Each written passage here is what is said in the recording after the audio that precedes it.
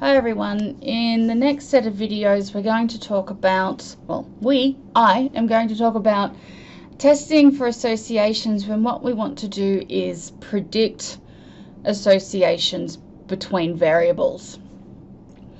So what we're going to look at in terms of regressions and discriminant analysis with a slight mention of conjoint analysis, but in the first set of videos I'm going to deal with regression, where we are trying to predict a relationship between two metric variables.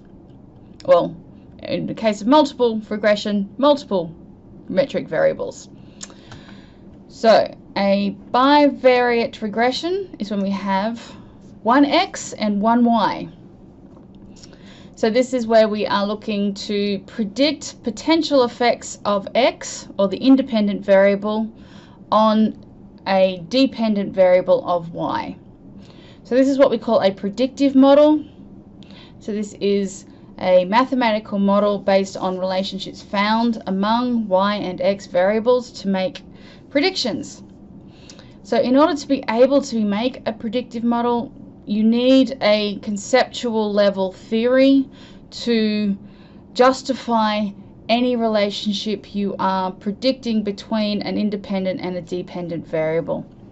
You'll have to look at the previous lecture I did on this, but just be aware that if you are going to do a regression as part of your project, it needs to be supported by theory. So the examples of these are regression analysis, discriminant and conjoint analysis, which are used in different ways. So regression. So regression requires metric dependent and one or more metric independent variables.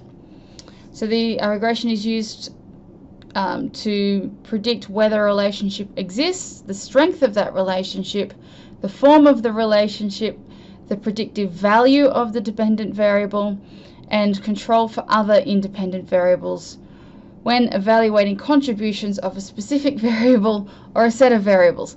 That last one, basically all it means is that when you are using multiple variables as an x, so you're doing a multiple regression, you need to be able to determine the effect of one particular independent variable on the dependent variable, as opposed to the other independent variables that you are measuring at the same time. So in terms of the assumptions, we need metric variables. The relationship must be linear in order for prediction to occur. If it's a nonlinear relationship, then a regression model will not work. And basically variables need to come from a bivariate normally distribution population. Essentially it needs to be a bell curve, and the error terms associated with the predictions are normally distributed. What that means is that essentially that the errors are random. So there's no pattern in the errors that suggests that we have some other form of indicative error or sampling problem within, or measurement problem within the data set. So error terms and their distribution indicate other types of problems that mean that prediction models will break down. So the easiest one to do is the bivariate regression, where we have one metric variable and one metric dependent variable.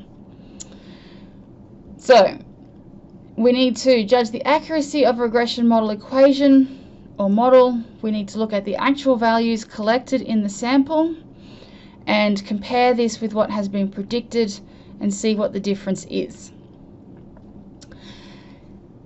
These regression models can be used to predict into the future.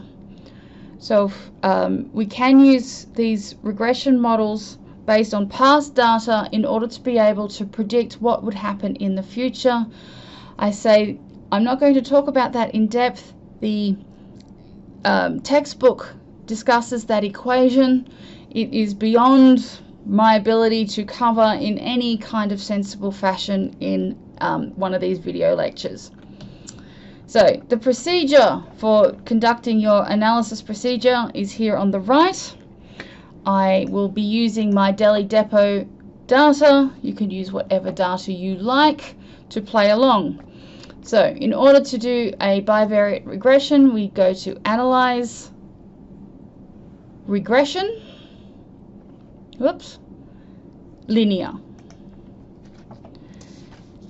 We need to put our dependent variable, which I'm going to use satisfaction, into the dependent variable box. And I'm saying that X3, competent staff, predicts customer satisfaction level.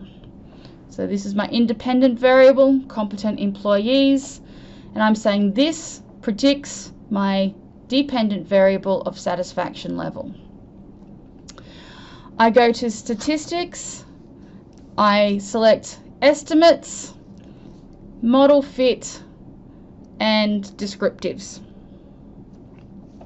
And I hit continue, and then I say OK. So here is my output. The regression produces quite a lot of output, and the analysis procedure is quite long. So let's have a look to see what that looks like. So here is that output again, as I've transferred it already into slides. So the first thing to look at in terms of the bivariate regression is to look at our correlations. A correlation is the first step of a regression. Is there a covariation between X3 and X9? So covariation between competent employees and satisfaction. Basically, if there's no covariation in these variables, as in when one moves, the other moves in the same direction, if that doesn't occur, there's not going to be any causation. So as we can see, our R output is, or our Pearson correlation number is 0.47, and our significance level is 0.000. So what we can say is that this suggests that the two variables are moderately related to each other. So there might be some causative effects going on, but we have to do more analysis. So the second step we need to look at is look at the model summary table. And because we're only doing a single a bivariate, we only have one independent variable, we look at the R square, which in this case is 0.221, which in terms of interpretation, we can say that customers' perceptions of Deli Depot's competent employees accounts for 22.1% of the variance in customer satisfaction. This might seem like a really low number, but because we're dealing with people and not, say, chemicals or the universe, we often are dealing with quite low R squares when it comes to causative effects between variables. So then we move on to the ANOVA table to see whether the overall model is significant.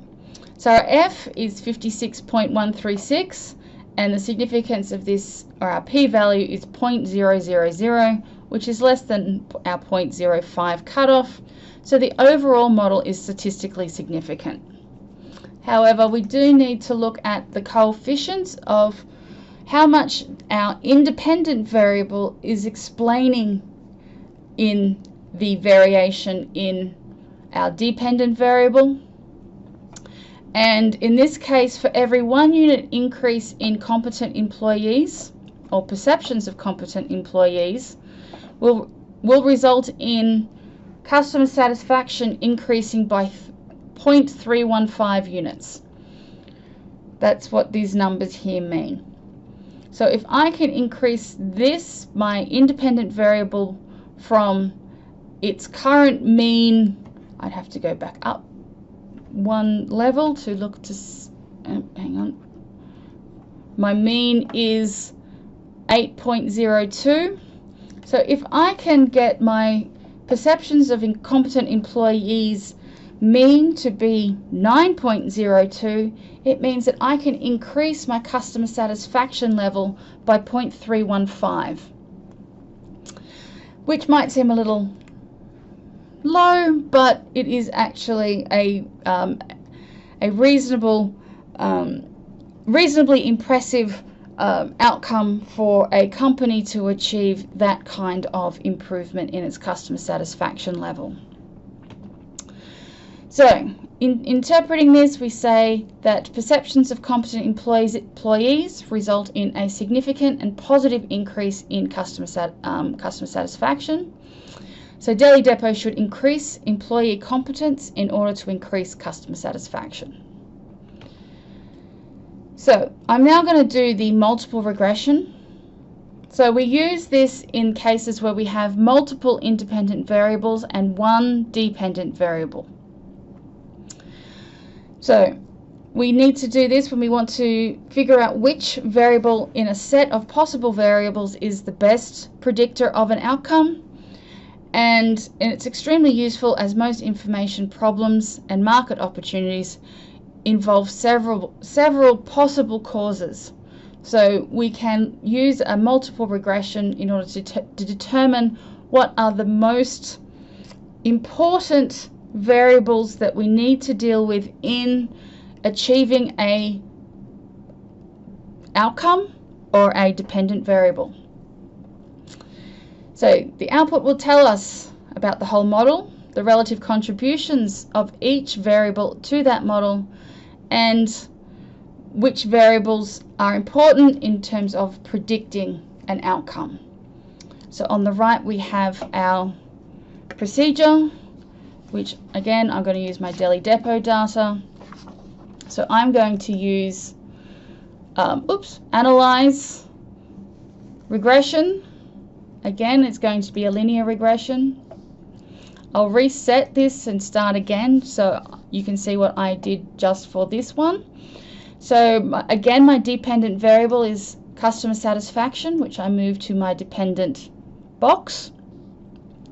But this time I want to compare competent employees and excellent food quality. So which is more important to, no, I don't want these two. It was excellent food quality and the variety of food, which I move into my independent variables. So as we did previously when we looked at the correlation, the Spearman correlation, and we suggested that excellence in food was more important than wide variety of food, the regression model can actually test to see which one predicts satisfaction levels to a greater degree of causation. So we go to the statistics box, we make sure that estimates, model fit, descriptives, and collinearity diagnostics are selected. I hit continue and I hit OK. So here is the output for the multiple regression. We get even more output with the multiple regression because we now have a collinearity diagnostic, which I'll explain in a second. So to analyze this output,